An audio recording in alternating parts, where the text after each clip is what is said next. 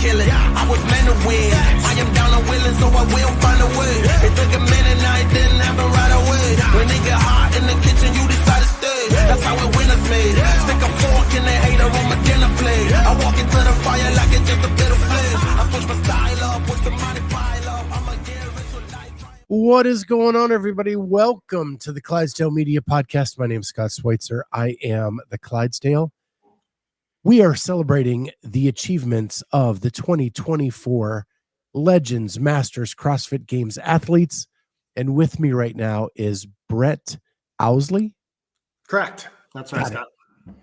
And you qualified in the 40 to 44-year-old division. Yes, sir. I wanted to get a sense of you of like how this all came to be. So what is your athletic background? Yeah, so, I probably was the typical Midwest kid, played sports growing up as a kid, every sport you could imagine, junior high, basketball, baseball, track. We came from a small town in West Central Illinois, really known for their football team. So high school came around and really just dove head deep into football, and really probably was very fortunate. Actually, our defensive coordinator and then our offensive line coach was an NFL football player. So he was a long snapper, and we were probably one of the few programs, I would say, that had a really involved strength and conditioning program. And so always been into fitness, and then just been super competitive my whole life. Went to college at Iowa State University. Didn't play any sports there due to kind of my major and what I was going to do outside of school. And then just getting older, I was probably the standard person who went to the gym, played slow pitch softball 2-3 days a week, and then was really kind of introduced into CrossFit, other than like watching it on the CrossFit Games on ESPN back in the day with Rich, seeing it on ESPN, to finally trying to figure out a way to scratch that competition itch, meet some new people, and got into CrossFit. I think late 2017, I would say, was probably my first time, first actually going into a CrossFit box from there. So, but have been always active, playing sports, really just probably my natural personality is just to be really competitive over everything. And so this was kind of a blend of my two things, of being able to work out a lot and competing with others. Aaron Scheibel says, "Go Cyclones." Yeah, I'm waiting for some of my friends who've been messaging me saying, "I'm going to get into this chat and try and throw you off base." So you're probably going to see some of those individuals. Aaron is a great coach. He coaches at the local affiliate, working on his own programs and stuff. So he's one of those individuals, got into CrossFit and is really kind of dove in head first. So Aaron's my judge usually at all events. I train 100% basically out of my garage. And so Aaron is one who shows up and judges. But yeah, he's done a lot in CrossFit and really diving in and getting more interested into it. So I thought Ariel Lowen was the only person that. Yeah, I would like to say I did that before Ariel, but yes, I saw her shirt. My wife and I both immediately said we should have came up with this. We should have trademarked that statement. Yeah, you were truly the trendsetter. You're right. Yeah. So let's go back. First, I have to know, you grew up in Illinois. Do you cheer for an NFL football team? Well, I see the big C behind you, and so I'm right there with you. Unfortunately, I live in Wisconsin, and so you can just imagine what it's like to be a Chicago Bears fan sitting in Green Bay Packer country. But, I've got high hopes now. The Bears are climbing. I'm an optimistic Bears fan for the first time in a while. The trailer dropped for Hard Knocks. Yeah. And I lost myself. Oh my Agreed. God. So the closest I get to that is, do you know who Justin Cutler is? Yep. So his wife is a diehard Green Bay Packers fan. Ooh.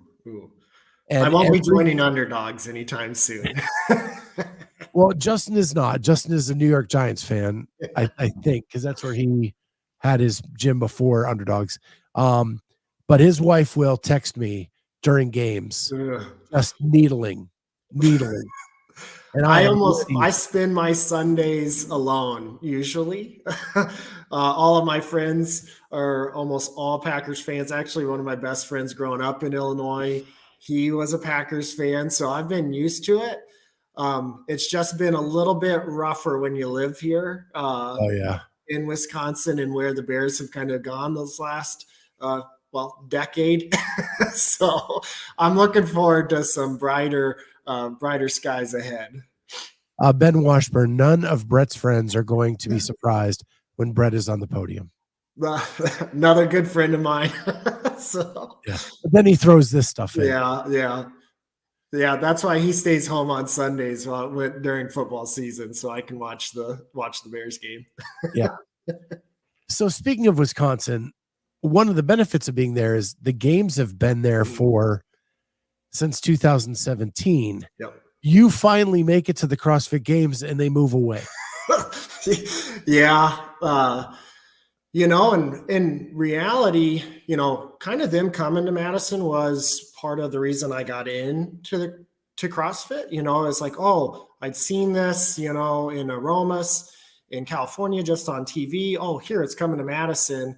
Let's get, kind of drove my interest. And quite frankly, we had moved here in 2012, dove in headfirst, bought a house, had our child, and then full on career, and hadn't really met a lot of people.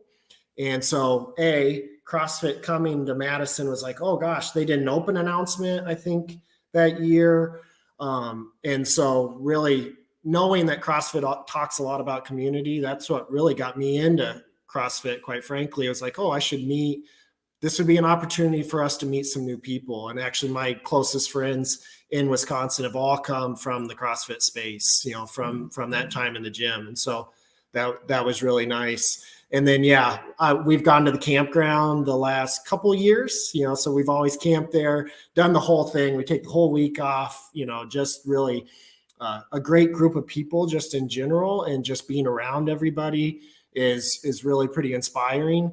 And so you turn 40, right? And it's like, all right, we're going to push our chips in. Let's try this.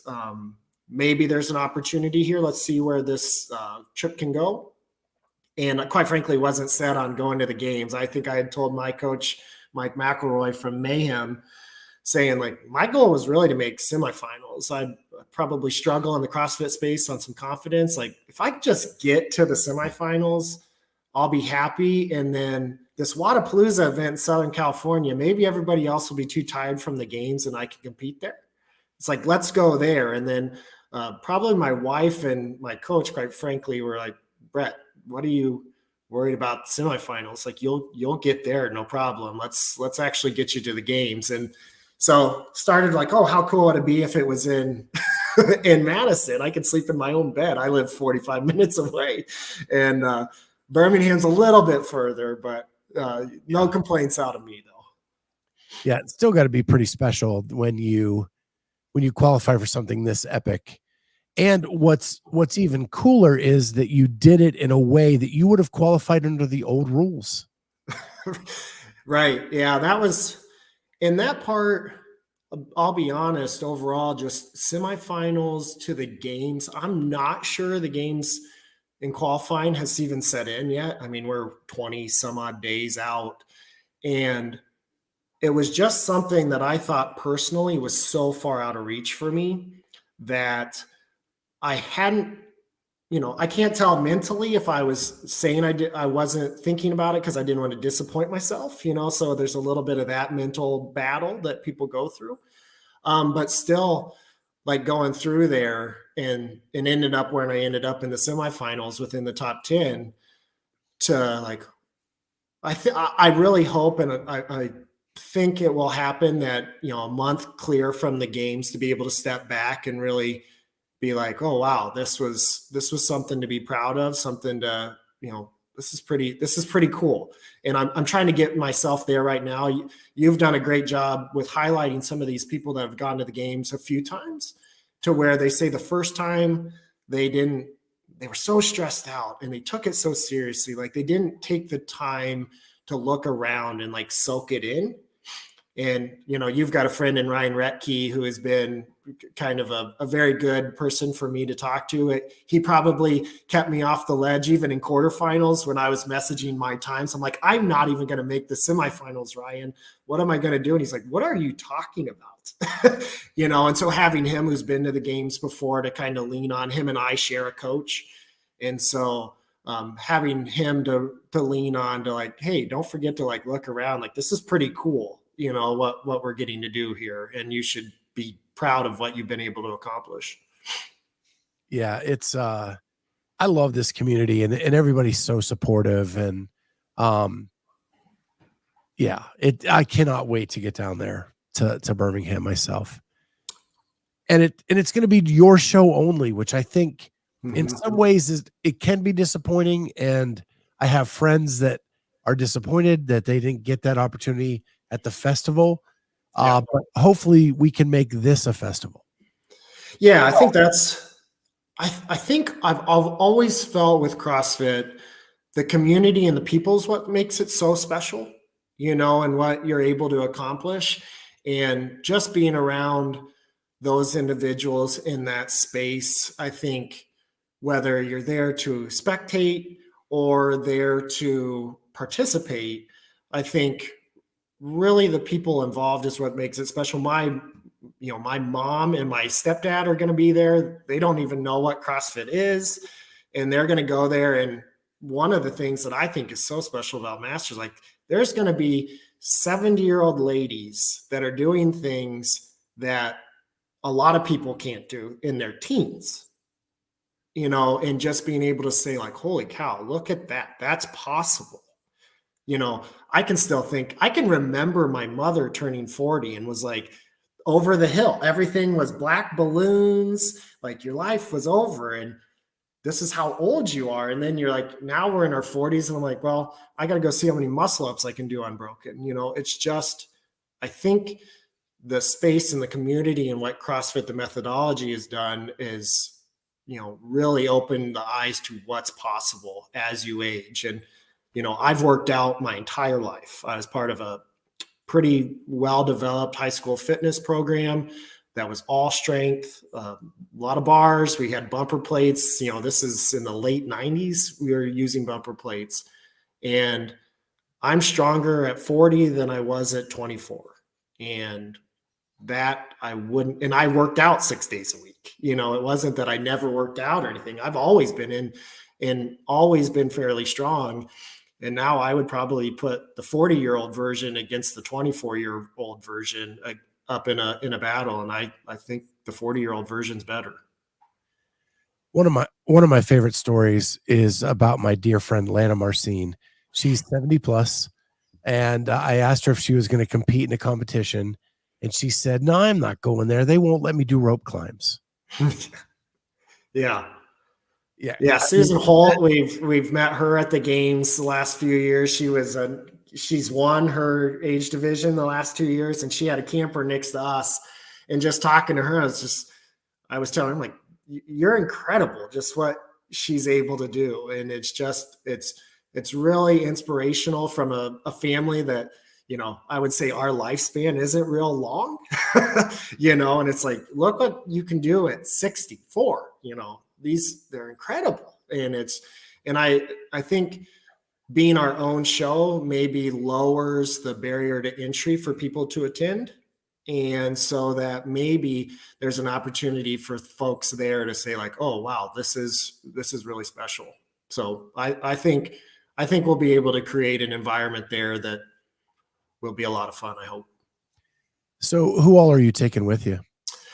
So my wife will be there. I have an 11-year-old daughter, so she's in full tow, and she'll be coming with us. And then my mom and stepdad will all be coming down. Yeah, we got to pack that place down there. Yeah. Oh yeah. We're excited to go down there. We'll get down there Tuesday before competition. Just drive down there, and yeah, it'll be. I think with the team competition that they're doing and stuff like that, it'll be interesting to see how many people are in attendance, but I hope everybody comes there and supports everyone. Yeah. So you mentioned you went to Iowa State University and you studied biology. Natural resources management. Okay. Yep. And so you work in that field today. You're one of the few people who got a degree and actually are doing what you got a degree. Right. Yeah. So right now I work I work in our wildlife management programs and for the Wisconsin Department of Natural Resources. So kind of oversee all of the wildlife management aspect that occurs in southern Wisconsin. So we have a team of about 60 people that are kind of indirectly under my supervision. And so work for a state government agency, set hunting seasons, population surveys, that sort of thing, habitat management across public lands here in Wisconsin, which we're fortunate to have quite a few of. And yeah, I've been doing that really since I graduated college. I was out west for a few years, and then I was a wildlife biologist in Florida for 5 before coming to Wisconsin here in 2012. Awesome. Yeah, I work for the state of Ohio, and I worked on a project where we were hiring short-term. I work in reemployment services, so we were hiring short-term employment after a natural disaster. And we were working with natural resources to make sure that we didn't damage endangered species in the area. And it was fascinating. They actually came in and gave a presentation on what might be in this creek bed that we need to be careful of. And this is what it looks like to make sure you don't step on this or do that. And it was really fascinating for someone who doesn't get into the weeds of that on a normal basis.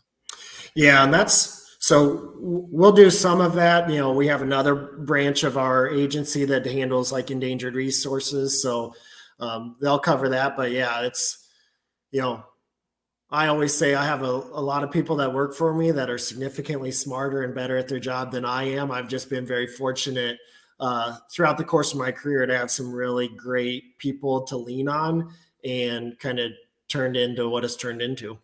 So yeah, very fortunate to be a part of the state of Wisconsin here. Yeah. And you're an avid hunter as well, right? For sure. Yeah. I would say, you ask kind of what my hobbies are from probably all of my friends. They would say Bret hunts and he works out.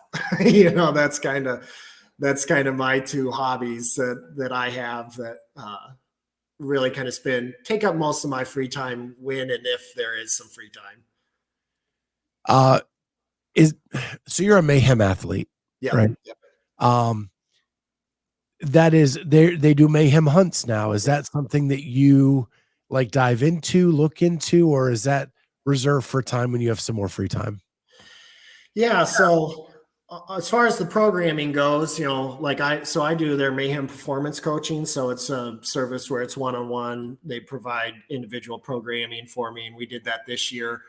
But yeah, Mayhem hunt, really that's part of, being a part of a Mayhem athlete was really about their community, and basically, gosh, everything they do, they just do phenomenally well.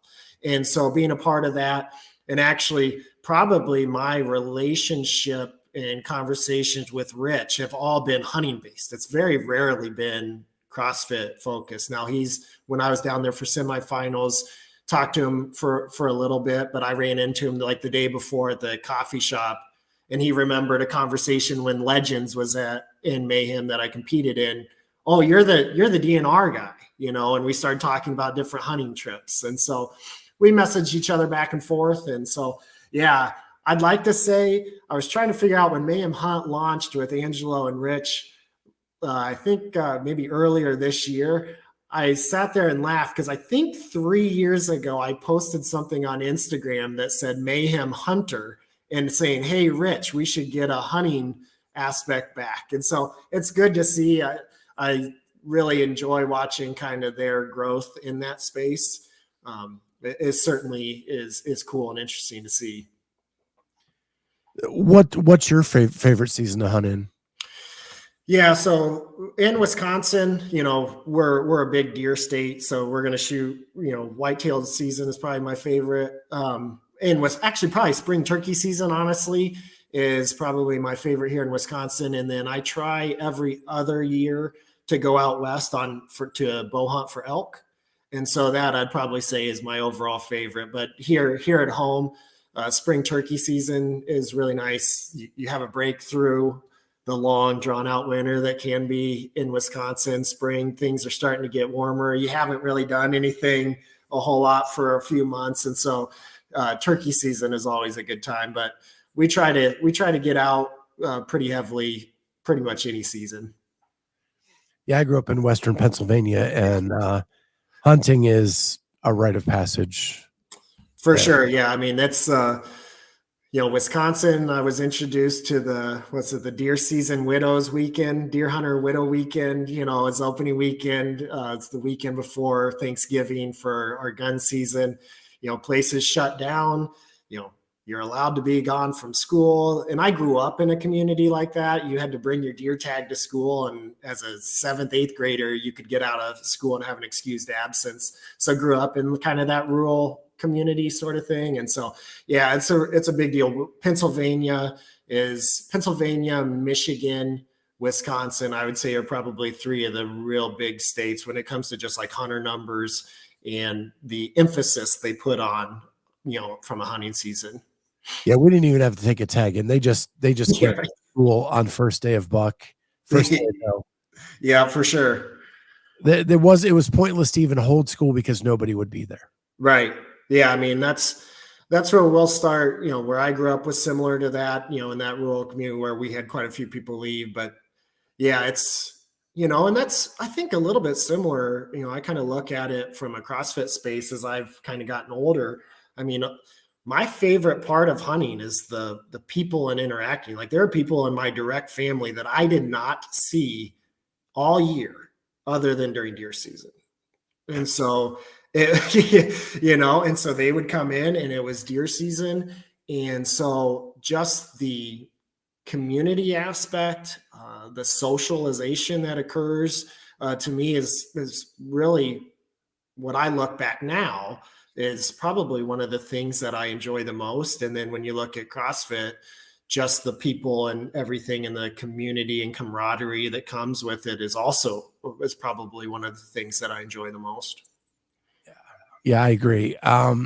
Community is everything. So you're doing this thing, right, where you're going to compete on the world's biggest stage for your age group. And that takes a lot of support. You've got a wife, you've got a daughter. How do you balance all that, and how much support do they give you during the season? Yeah. Oh, gosh. A ton. I would say, and I think I've probably done it on any of my posts. It's never an I didn't qualify for the games. We did.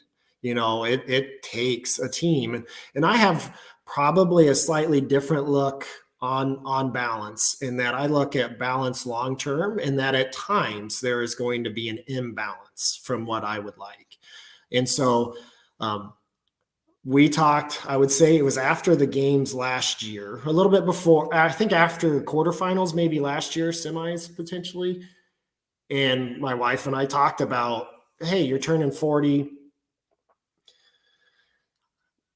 What do you think? Do you want to give this a go? And we talked about what the expectations were when we made that decision. Like, hey, there's probably going to be an imbalance, for training. She said, well, and she knows me, I always live by the slogan, if you're anything worth doing is worth overdoing. When I dive into something, hunting, building a garage gym, it's like, well, we're going to have the nicest garage gym you can potentially have, And so we kind of dove in knowing that, hey, when this is going to be a priority, and we have, and really dove in. And I think there's 2 resources when I talk about balance. It's usually time and then financially. And so financially, you put in the resources to say, hey, I want an individual coach. I want to work on weaknesses. This is what I see. So let's commit. And then when it comes to time, and it's okay, in order to do this, let's go all in. And so rightfully so, I would probably say this year it's been out of balance in that I've trained, trying to keep everything else in line. Work still costs to come. It pays all the bills. And then but we've got to get training done. And that's usually front and center for us right now. It's, friends want to go out on the boat on a Saturday. It's like, well, we will, but I'm going to train first. I got to get my piece in. Or we went on vacation to Florida for a week and friends are saying, hey, let's go do this. Yep. Okay. But by 8 to 10 a.m., I'm going to be at the gym. And so still trying to get everything in and trying to be really deliberate is how I view it in order to keep those things. But yeah, sometimes they're a little bit out of balance. Friends want to go do something. It's like, well, I'm not going to be able to go out to eat on Friday night because I've got a long set for Friday. And so, but understanding that, being deliberate, and quite honestly, knowing there's a time frame where that ends. It was extended for me, honestly, because I really honestly just felt like if I could get the semifinals, it's a success. And so I'll have all summer. Don't worry about it.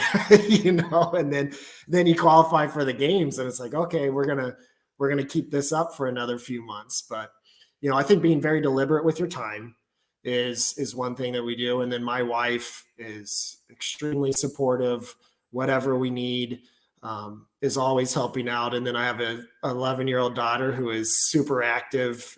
She does gymnastics 4 days a week. She's running around during the school year. She's on the volleyball team. She's on the basketball team. She did track. And so just really setting up a calendar to be very deliberate at work, getting all my work done, getting training done, and taking care of everything that's needed at the family level. But, the amount of support we receive is unmatched. My wife and daughter do a great job. And then my friends, you see they're in the chat of just knowing like, hey, what do you need? You need help with something has been really helpful. And just the Mayhem community. You've interviewed quite a few Mayhem masters. There's a ton of us that are going to the games, and just having that community of just regular check-ins like, hey, how are you feeling today? Jonathan Varela, Chuck Bream, Ryan Retke, all these folks, Brandon Fontenot that you get to meet, and they're like, hey, how are you doing? Just this checking in, some of us were competitors against one another, but you wouldn't know by how we speak to one another. It's really, trying to lift up everyone. And I think that's, again, like you said, Scott, that's part of why the community is so great. So I have two questions left for you. I'm trying to keep these less than 30 minutes. I am not good at that. But here we go. I'm a bit of a talker, so you can just yell at me and say, hey, be quiet here. Is that balance that you have right now, the off balance, is 1 year? Say you go to the games and you podium, right? Is it sustainable beyond this year? For me personally, probably not. I would say, I think there's an element there that I know, and it's the countdown to when things get to change, to where just mentality wise, if you want to go do something, friends want to go do something, family wants to go do something, my first thought isn't how that impacts my training, because that's where it's at right now. And so do I think I don't feel that's sustainable for me. I would certainly need to take a break from that. And that's part, I can't remember who it is that I know they go to the games every other year. Mm-hmm. And because they say, I just need that mental break. And I've thought about it. I've told a few people like, hey, let's start booking trips for next summer, because we won't have to worry about training like I am now. And then of course, when I get there, I know I'm going to be at the games and be like, that was so much fun. We have to do this again. But I think there's other ways to do it. And I think that's what I'm learning more and more, is that, I can still plan to do the Open. I'm still planning to do quarterfinals. I'm still planning on hoping to make semifinals for next year. And if I qualified, I'd do it. But there might be a different way to do things. And I think that would be something to test out. But I've really enjoyed the training, but I would be honest to say I'm looking forward to not saying, how does that impact my training as being my first internal question that I ask myself. So I asked if you podium this year. The follow-up to that is, what if you finish fourth? Yeah. And honestly, I really have to answer that. I haven't really thought about placing. I mean, I think that's the question folks ask, right? Is where do you think you're going to fall? And I think of this, probably shouldn't be what you say, but I think of the line from the movie Miracle, with the team, and says, well, I guess the only thing that's left is to win the damn thing. And I've thought about that, and I like it. Inside of me, I'm like, yep, oh yeah, let's go. But part of me is just like, there's so many great people in there. I can't be mad if I show up in every workout. Let's say every workout is a benchmark, and the lifts are all 1 rep maxes, and I PR all my benchmarks and I PR all my lifts, and I get 37th.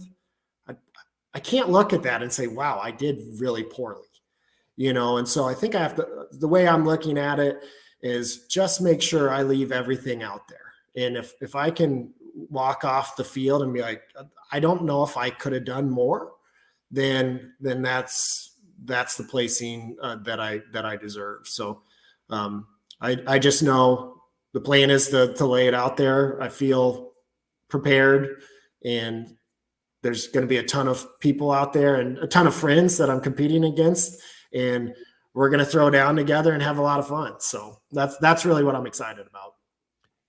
What I think is wild, and it is kind of like an experiment this year, is if you look at the men's division of the games last year in the Masters, the 35 through 49, the 3 winners won by over 100 points.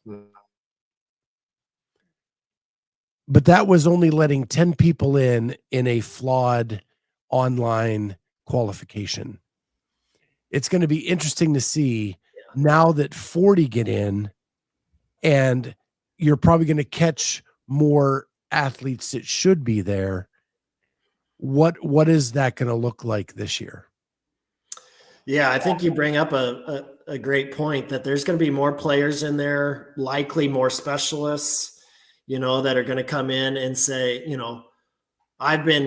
my strength is just pure squat strength. I could probably go in there, and then the 40-44, let's say, not even be in the top 5.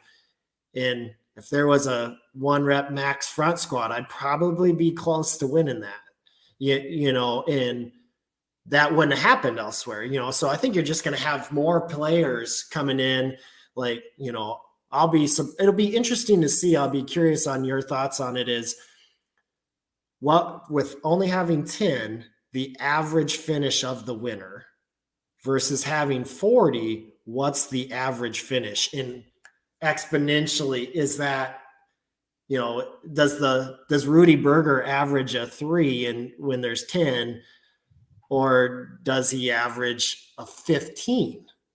What's going to be the numbers there? So it'll just be great, because you look down the line. I think you interviewed Josh Boonstra, who's a Mayhem athlete, that qualified, and he is incredibly strong.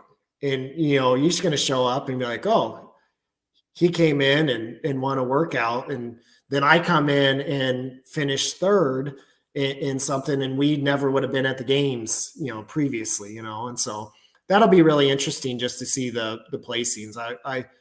I always think it's exciting when there's a leaderboard shuffle after each event, and hopefully with 40 and having some people that are really good at CrossFit are shaking the leaderboard up. Yeah. And what's crazy on the women's side, it was completely opposite. You didn't know who was going to win till the final event. Yeah. Which was insane. So it's going to be interesting to see how it goes. It could have been just a fluke or a coincidence, but it's something I'm going to keep an eye out on when we get to the end of the weekend. For sure. Yeah, for sure. I was in Wadapalooza, Master Fitness Collective, and then did Legends over the last 3 years. And outside of Wadapalooza, there seemed to be quite a bit of shakeup on the leaderboards, and I think that's what's really exciting. I try not to spend a whole lot of time looking at them, but yeah, it'll be really interesting to have 40 people. I've never competed in a field that I think that would be this size, and certainly not at this magnitude. So it'll be interesting to see, and I think exciting for what I hope people are tuning in to see. Holy cow, we got a close race here come Sunday that we should be tuning into. Yeah. Just to give you an idea, at the Syndicate Crown for the elite in the women's division on the final day, someone from the first heat finished in the top 5 of every event. Oh, wow. Yeah, that's pretty incredible. I think. Yeah. And that messes things up. That's why Chloe Gavin David jumped from 15th to 9th and got a game spot. Mm-hmm. Right? You can't do that if people aren't middling like that. Yeah. Having that many people, there's just a higher element of people to get in between you, and so, yeah, you can get, you could get first or you could get 10th. Previously, you can get first or 40th, now. And so I think that'll be really interesting to kind of see and watch how it plays out, across the age groups. Yeah, super fun. Well, we've gone long, Brett. That's just typical for me. So I want to thank you very much for taking the time out. I will be in Birmingham. We are filming a behind the scenes that weekend. We have full access to the back, to the warm-up area, to just kind of have chats back there. We're going to collect those, make a documentary to put those out. So just like the elite athletes, you're going to have a documentary to watch after it's all done, to kind of see how it all played out over the weekend. Oh, that'll be great. I think, I hope this community just shares our support for everything that you've done to try and highlight the masters that are going there. Cause I think everybody that's been able to go, that's going there, competing, even trying to compete, it's pretty special. And so having your support is great. And I'm sure to take my mind off some of the workouts, I'll come up and we can chat Chicago Bears and maybe relive the Super Bowl shuffle glory days and and maybe forget about the last few years. Yeah, perfect. Awesome. Well, thanks, Brett. Have a great rest of your day. We'll see you in Birmingham in a few short weeks. Yeah, I appreciate it, Scott. Look forward to seeing you. All right. Have a great one. And everybody in the chat, thank you for being here. We'll see you next time on the Clydesdale Media Podcast. Bye, guys.